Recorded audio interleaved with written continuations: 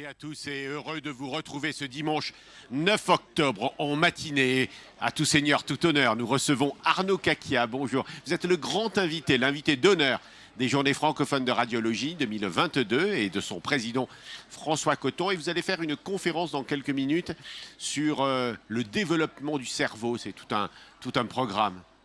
Arnaud Oui, tout Kakia. à fait. Qu'est-ce que vous allez nous dire ? Alors, l'objectif de cette conférence est de vous présenter les résultats récents que l'on a sur le développement du cerveau, aussi bien le développement du cerveau après la naissance, notamment avec le développement du big data et des très grandes bases de données de plusieurs centaines de milliers de sujets qui nous permettent d'étudier le développement du cerveau, avoir des données normatives et à partir de là, pouvoir étudier également les déviations dans les pathologies.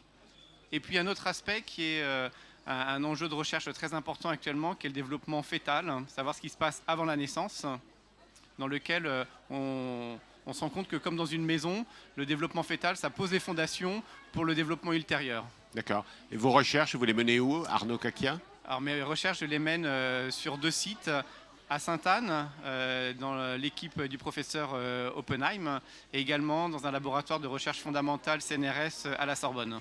Quels sont vos liens avec les radiologues ? Vous n'êtes pas radiologue, hein, vous êtes un scientifique. Oui, tout à fait. J'ai une formation initiale très généraliste. Je suis centralien de formation et mes liens avec la radiologie sont anciens puisque j'ai fait ma thèse, une partie de ma thèse en collaboration avec Necker, avec le service du professeur Baudart, justement sur le développement fœtal.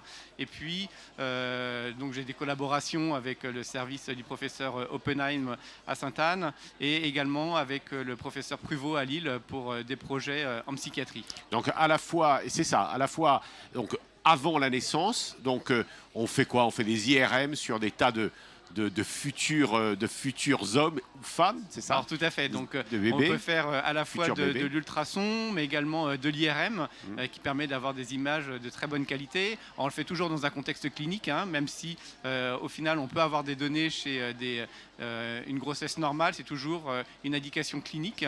Et à partir de là, on peut étudier aussi bien l'anatomie et même plus récemment le fonctionnement du cerveau du fœtus in utero. Pour déboucher sur quoi, Arnaud Kakia, en termes de traitement thérapeutique ? Alors c'est pour mieux comprendre les facteurs de risque et ensuite, une fois qu'on a les facteurs de risque, pour mieux comprendre ensuite les facteurs de protection. Alors il y a notamment tout de grands travaux sur la prématurité. Et donc là, on est vraiment sur le lien entre l'imagerie prénatale et l'imagerie du nouveau-né. C'est quoi les facteurs de protection, deux mots ? Alors les facteurs de protection, on commence à les étudier, on les connaît beaucoup moins bien que les facteurs de risque.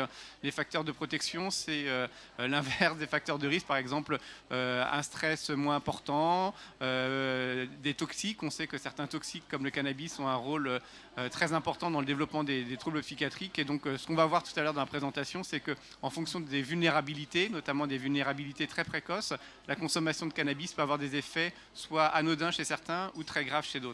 Oui. Et comment on explique ça après à la population ? Vous avez réfléchi c'est la santé publique. Oui, la santé publique, je pense que le message très simple, c'est de dire que certains toxiques, comme les cannabis, ont un petit effet sur une grande partie de la population et un effet très important sur une toute petite partie de la population. Et ce qui est important, c'est de savoir si on fait partie de cette population à risque, auquel cas il faut faire attention. Et les grandes... Oui, et les grandes bases de données que vous évoquiez en début de notre entretien, ça se développe évidemment beaucoup. Oui, tout à fait. C'est des grandes bases de données qui ont été mises en place dans des grands consortiums internationaux. On a par exemple UK Biobank au Royaume-Uni. On a ABCD, Brain Cognitive Development, qui est un consortium américain.